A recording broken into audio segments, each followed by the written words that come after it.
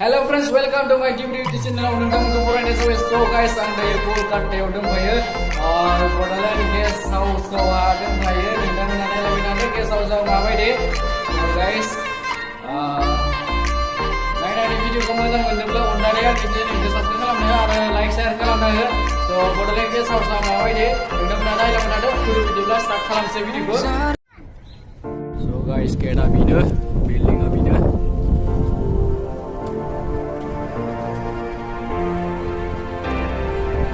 I'll be honest, I dream about how we meet and everything just feels so right. All this time and you just feel like you still want me to. You still want me to. So guys, nunggu kalau because nane, yes sir, comment section mo open na ba?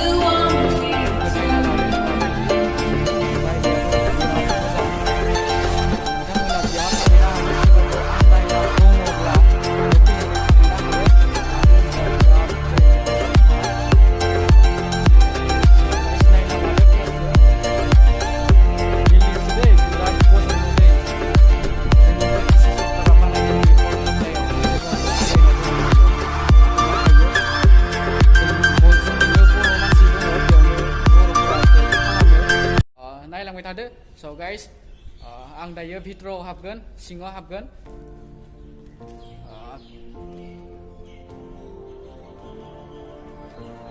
Ini noa yo.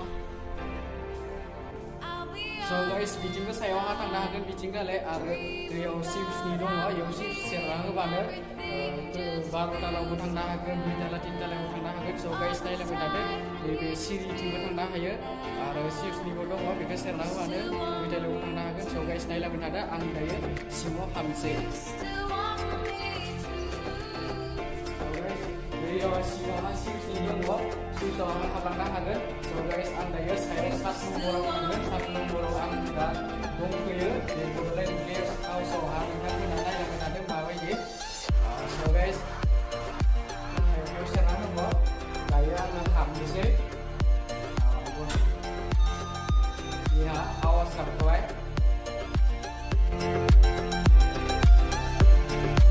Yang baik anda yo hamse satu nomor hamse. Nenggal na do michka kana goza na go mana ko kate o mana kai mo bone na dinde. Nenggal na do michka ya. Sai kra ko kate o ha. Dong kuya yo ha.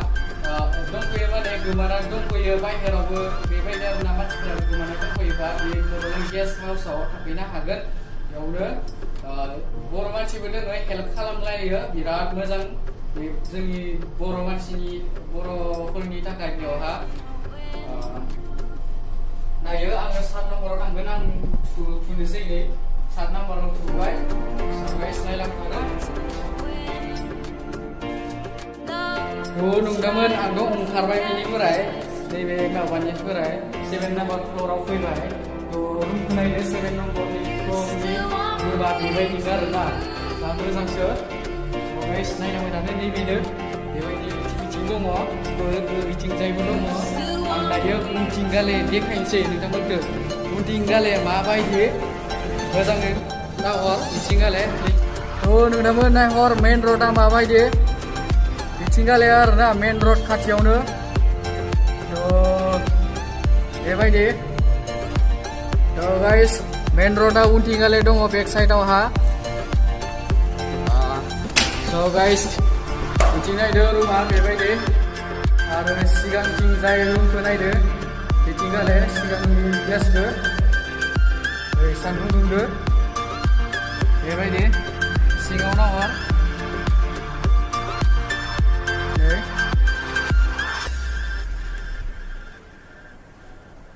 Ada tinggal.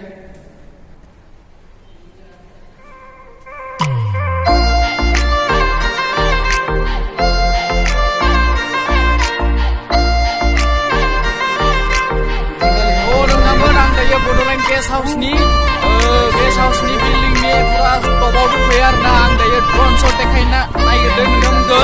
So guys naik lam dah den.